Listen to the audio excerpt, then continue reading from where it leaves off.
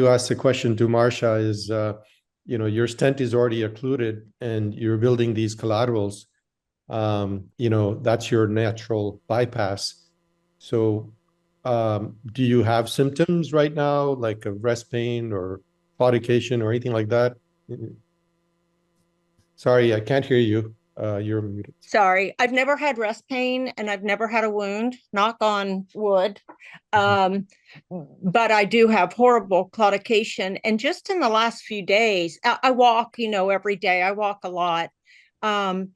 But in the last few days, I've noticed my right leg is worse than my left, and it's where I have had interventions is my right leg. And I've noticed that my calf is largely or noticeably larger on my right side.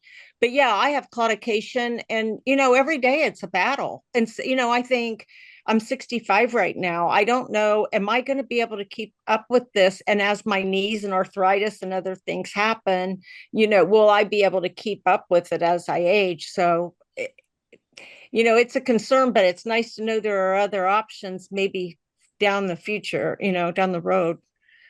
I just want to I don't know if Dr. Joye had this experience with a couple of patients that I've treated with similar situation. They have an SFA occlusion, and I, go from the pedal approach to open up the SFA, but in the process, the tibial vessels are occluded, so we open that up on the way. But for some reason, we can't open up the SFA, the femoral artery that's occluded.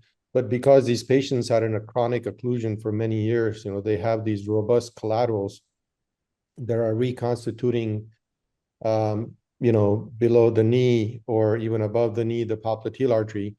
And I've treated the popliteal artery and the tibial vessels, on the way trying to open up the SFA. But after I treated those vessels, somehow their rest pain goes away and their claudication goes away, because now I've treated the outflow, because you have the robust collaterals already. They're acting as your bypass.